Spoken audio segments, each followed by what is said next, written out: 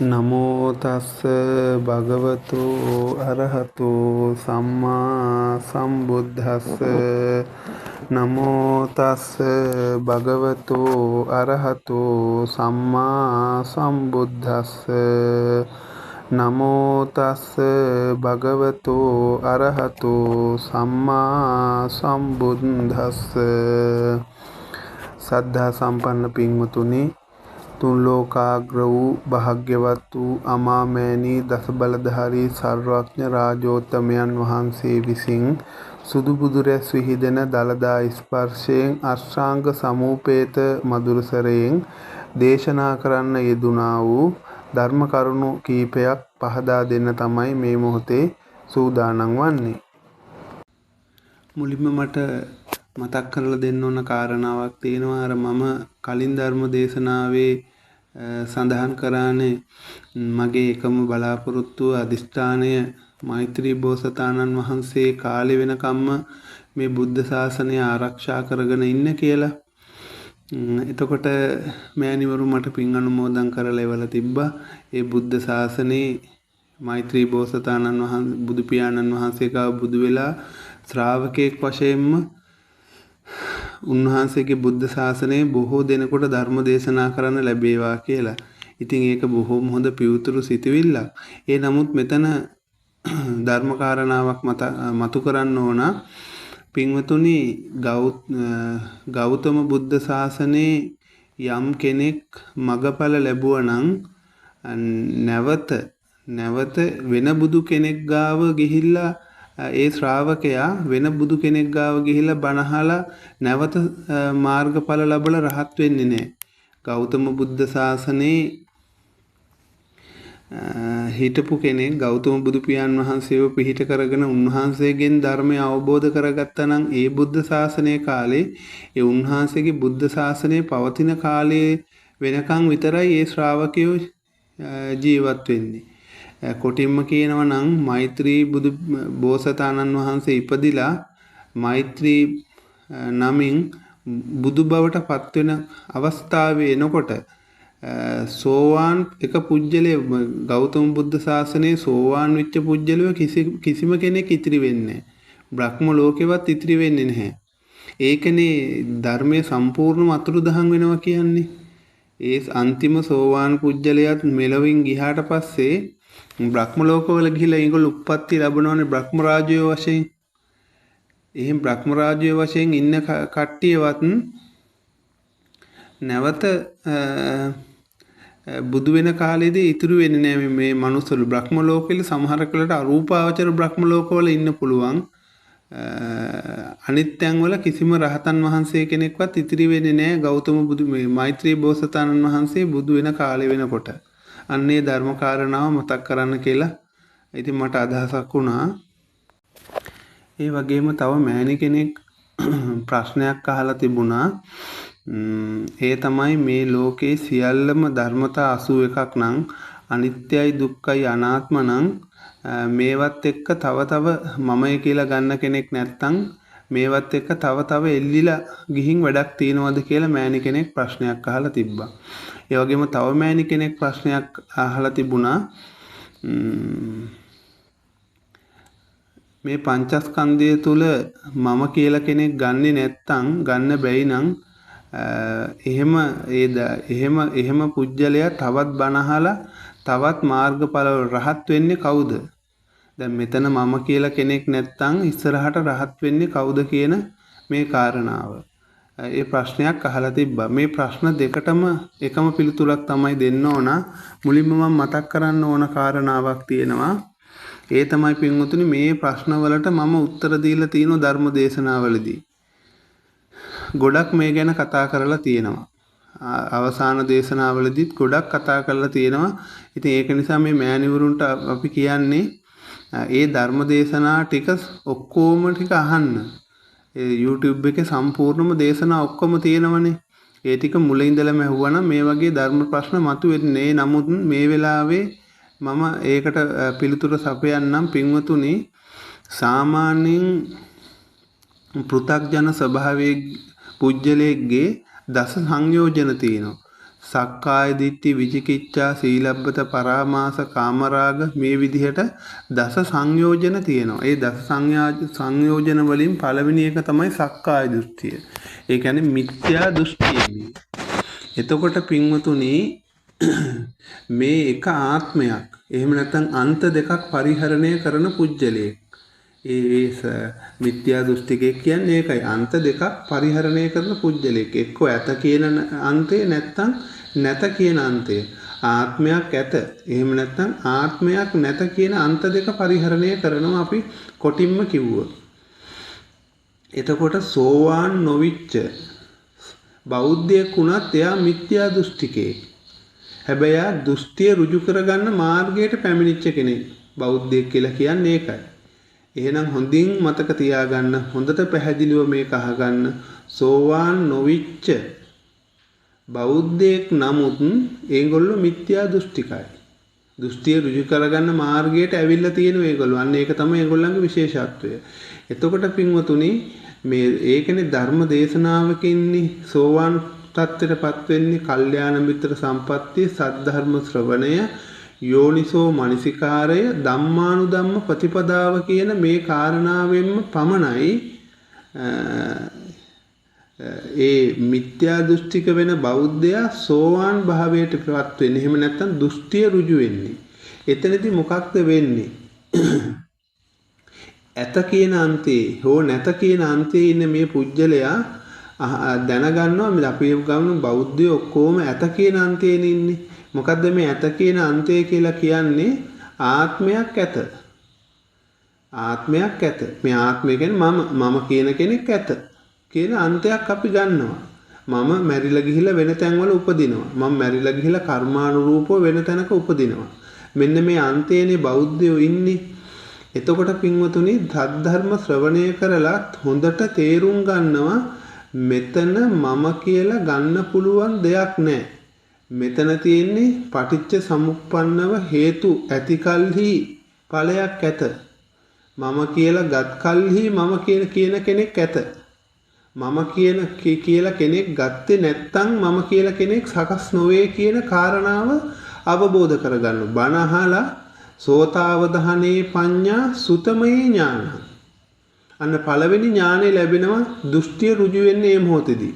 මොකද්ද පළවෙනි ඥානෙ? සෝතාවධානේ පඤ්ඤා සුතමේ ඥාන. කන් දෙකෙන් හොඳට අහලා සුතමේ ඥාණයෙන් දැනගන්නවා මෙතන මම කියලා කෙනෙක් නැහැ කියන එක නෙමෙයි දැනගන්නේ. මම කියන කෙනෙක් නැත කියලා නෙමෙයි දැනගන්නේ. මම කියලා කෙනෙක් ගැනීමට සුදුසු නැත කියලා ධර්ම අවබෝධය තුලින් අවබෝධ වෙනවා. අන්න එතකොට දෘෂ්ටිය නැති වෙනවා. මොනවද නැති වෙන්නේ දෘෂ්ටි? දෘෂ්ටි 62ක් බිඳිලා යනවා.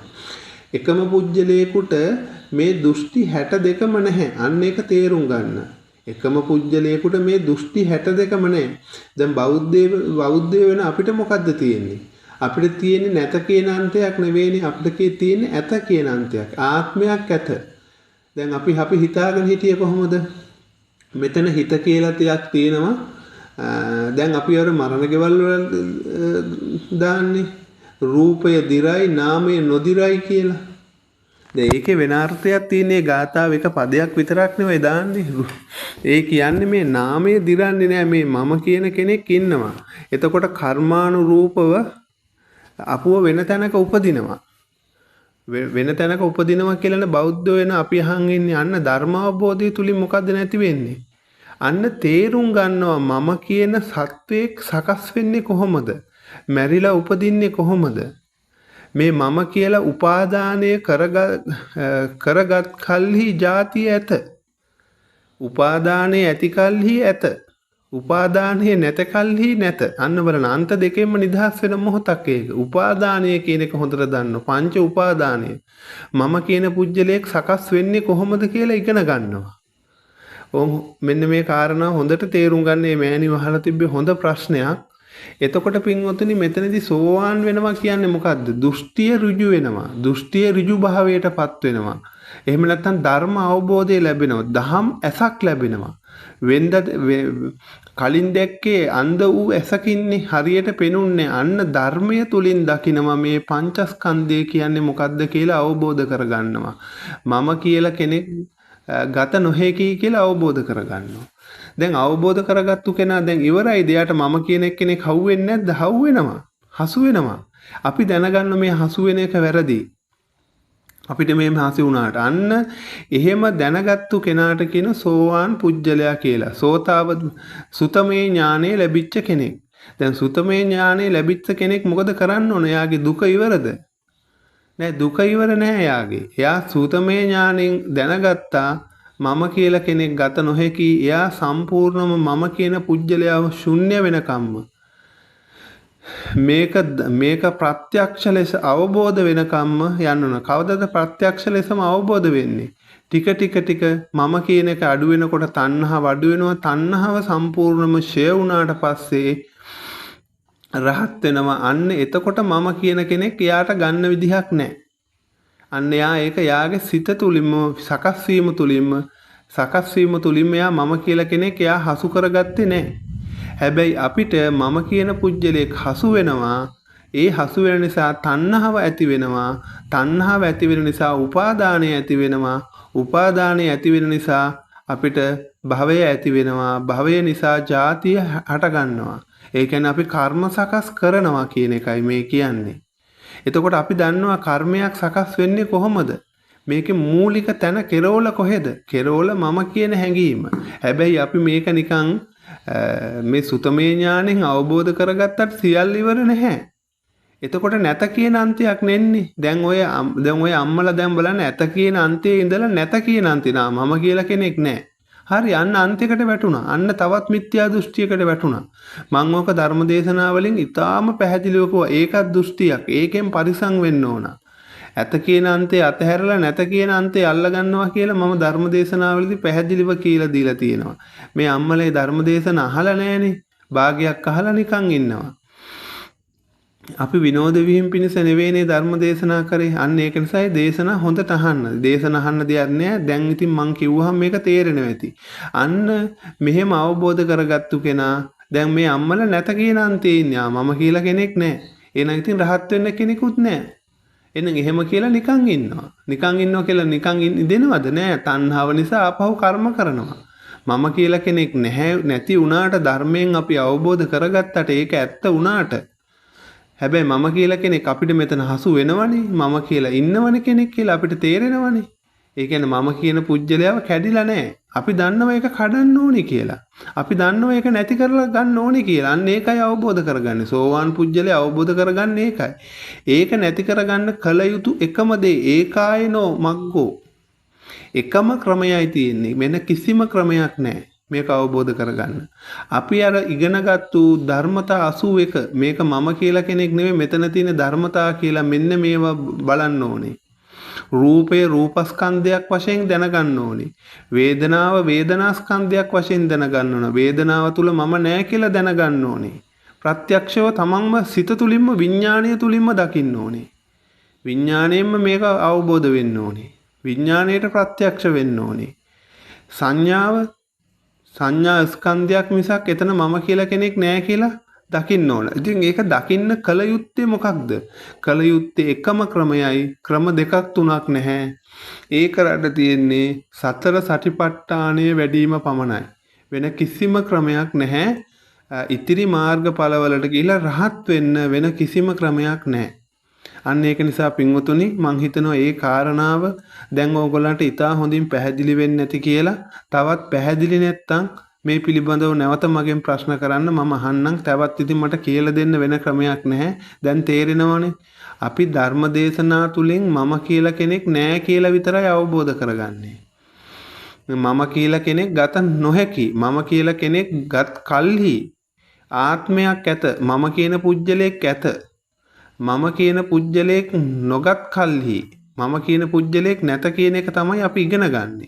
හැබැයි අපිට මේක මේ අන්ත දෙක පරිහරණය නොකර මේ ඇත කියන අන්තයත් නැත කියන අන්තයත් පරිහරණය නොකර මේක අවබෝධ කරගත්තාම හේතු නැති වෙන කල්හි හේතු බංගා නිරුච්ඡති.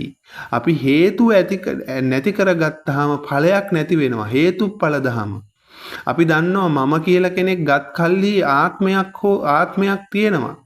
නැවත නැවත උපදිනවා මම කියන මේක මම කියන එකෙන් නෙවෙයිනේ පටන් ගන්න. මම කියන එකෙන් තණ්හාව හට ගන්නවා. තණ්හාවෙන් මේ විදිහට පටිච්ච සමුප්පන්නව හට ගන්නවා. හේතු ටික ඇති කල්හි. හැබැයි හේතු නැති කල්හි අන්න ඒක තමයි පින්වතුනි හේතුවේ මුල තමයි මම ඕගොල්ලන්ට ඉගැන්වුවේ. මෙන්න මෙතන මුලින්ම කඩන්න. මෙතන අවබෝධ කරගන්න. මෙතන තේරුම් ගන්න.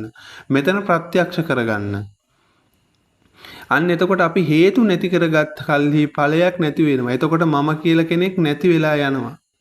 එතකොට නැහැ කියලා කියන්න දෙයක් නැහැනේ. දැන් අර මම එක උපමාවකින් කිව්වා අයිස්ක්‍රීම් දැන් ඕගොල්ලන්ගේ ගෙදර අයිස්ක්‍රීම් නැහැ. ඒ අපි බෝඩ් එකක් ගහන්න ඕනේ නැහනේ අයිස්ක්‍රීම් නැහැ කියලා. ඕගොල්ලන්ට තේරෙනවද මං කියන දේ? අපි ගෙදර බෝඩ් එකක් ගහන්න ඕනේ අපේ ගෙදර මේ ගෙදර අයිස්ක්‍රීම් විකිණීමට නැත කියලා බෝඩ් එකක් ගහන්න ඕනේද? නැහැ. බෝඩ් එකක් ගහන්න ඕනේ නැහැ. හැබැයි කෙනෙක් ඇත කියන අන්තයේ ඉන්නවනම් හැබැයි හිතලා කියනවා නැහැ කියලා. දැන් ගෙදර අයිස්ක්‍රීම් තියෙනවා. ගෙදර අයිස්ක්‍රීම් තියෙනවා නම් අපි බෝඩ් එකක් ගහන විකිණීමට නැත. එහෙනම් නැහැ කියලා කියන්නේ යමක් තියෙන නිසා. ඒ නැහැ කියන අන්තයටත් එන්නේ තියෙන නිසායි. අන්න ඒක තේරෙනව නේද? බෝඩ් එකක් ගහන්නවත් එහෙනම් මම කියලා කෙනෙක් ගැන කතා කරන්නේ නැහැ. ඕගොල්ලෝ දැන් මම කියන සංඥාව තුල ඉඳලම මම අරගෙනම මම ඉගෙන ගත්තා මම කියලා කෙනෙක් නැහැ කියලා.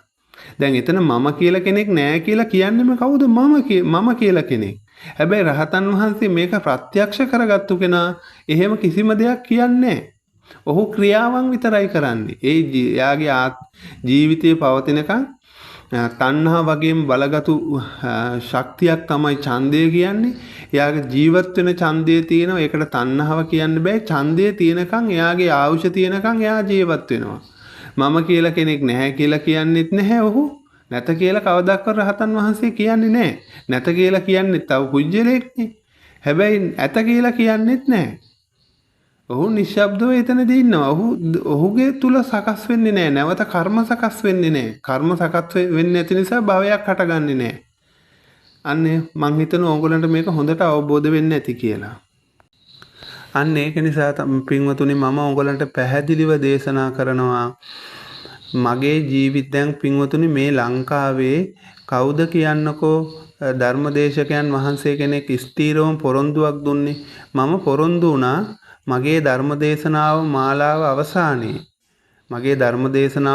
අවසානයේ පිළිවෙලට ඇහුවොත් මම මේක ඔප්පු කරලා පෙන්නනවා. මම ඒ මගේ ධර්මදේශනා පින තියෙනවනම් මගේ ධර්මදේශනා මාලාව පිළිවෙලට ඇහුවොත් ඕනම කෙනෙක් සෝවාන් වෙනවා කියලා මම ඕගොල්ලන්ට පොරොන්දු වුණානේ. ඒ පොරොන්දුව ඇත්තටම ඉෂ්ට වුණා. ඒක ඉෂ්ට වුණේ නැත්තම් මගේ ධර්මදේශනා ටික පිළිවෙලට අහලා එකේ ඉඳලා පිළිවෙලට අහලා ජීවිතේ වෙනස් කරන ධර්මදේශනා මාලාව කියලා නම දැම්මෙත් ඒකනේ. ඒ ධර්මදේශනා මාලාව පිළිවෙලට ඇහුවනම් පින්වතුනි ජීවිතේ වෙනස් වෙනවා. ඒ කියන්නේ ඕනම පුජ්‍යලයක් සෝවාන් වෙනවා. ඉතින් ඇත්තටම මම ඒක කරා. මම එහෙම කරේ නැත්නම් මගේ ටෙලිෆෝන් නම්බරේ තියෙන මට එහෙම උනේ නැහැ කියලා මට මැසේජ් එකක් දාන්නකෝ. අවබෝධයක් ලැබුණේ නැහැ කියලා. හැබැයි මට රහත් කරවන්න බෑ. ධර්ම දේශනාවක් කරලා රහත් කරවන්න බෑ. සතිපට්ඨානෙ වඩලායි රහත් වෙන්නේ අනාගාමී වෙන්නේ. හැබැයි සෝවාන් තත්ත්වයටපත් වෙන්න පුළුවන්. සෝවාන් තත්ත්වයටපත් වෙනවා කියලා කියන්නේ මොකක්ද? පින්වතුනි මම කියලා කෙනෙක් ගත නොහැකි කියලා අවබෝධ කරගන්නවා. මෙතන ස්කන්ධ 81ක් ක්‍රියාත්මක වෙනවා කියලා අවබෝධ කරගන්නවා. මෙතන පටිච්ච සමුප්පන්නයි කියලා ක්‍රියාත්මක කරනවා. හේතුඵල ධම අවබෝධ කරගන්නවා. ධර්මය අවබෝධ වුණා කියන්නේ ඒකයි. හේතුඵල ධම අවබෝධ කරගන්න. හේතු ඇති කල්හි ඵලය ඇත. අන්න බලන්න අපි ඒකයි කියන්නේ. භවාංගසිත භවාංග උපච්ඡේදය පංචද්වාරා වර්ජනය චක්කු විඥානය අන්න බලන්න මෙන්න මේ හේතුඵල ටික මේ කියලා තියෙනවා පිළිවෙලට. අන්න එතනදී මම කියන කෙනෙක් සකස් වෙනවා. තණ්හාව මූලික අවස්ථාවේ ඉඳලම තණ්හාව සකස් වෙන හැටි අපි කියලා දුන්නා. මෙන්න මේක තේරුම් ගත්තනම් අන්න මිත්‍යා දෘෂ්ටිය නැති වෙලා යනවා. ආත්ම දෘෂ්ටිය නැති වෙලා යනවා. ඇත කියන අන්තය නැති වෙලා යනවා. නැත කියන අන්තේ නැති වෙලා ගිහිලා දෘෂ්ටිය ඍජු වෙනවා. සෝවාන් පුජ්‍යලයට කියන තව නමක් තමයි දෘෂ්ටිය ඍජු කරගත්තු කෙනා කියන එකයි. මේ දෘෂ්ටිය දෘෂ්ටියක් තියෙනකම් පින්වතුනි කවදාක්වත් නිවන් දකින්න බෑ පුජ්‍යලයට. මුලින්ම කරන්න ඕන මිත්‍යා දෘෂ්ටිය දස සංයෝජන වලින් පළවෙනි එක සක්කාය දෘෂ්ටිය මමය මාගේ ආත්මය කියන මේ දෘෂ්ටිය අපි නැති කරගන්න ඕන. ඒකේ අනිත් පැත්ත තමයි ආත්මයක් නැහැ කියන එක තවත් දෘෂ්ටියක්. ඒකනේ උච්ඡේදය හා ශාශ්වතය කියලා කියන්නේ. එතකොට පින්වතුනි මගේ ධර්ම දේශනා ටික පිළිවෙලට දැන් හරි ඕනම කෙනෙක් ඇහුවොත් අනිවාර්යයෙන්ම ඒ දෘෂ්ටිය ඍජු වෙලා සම්‍යක් දෘෂ්ටියටපත් වෙනවා. සම්‍යක් දෘෂ්ටියටපත් වෙන එක ස්ථීර වශයෙන් මට කියන්න පුළුවන්. එහෙම පත්විච්ච පුජ්‍යලේ ඕනි තරම් දැන් අප අතර ඉන්නවා. අන්න ඒක නිසා ඒ කාරණාව හොඳට ඕගොල්ලෝ තේරුම් ගන්න.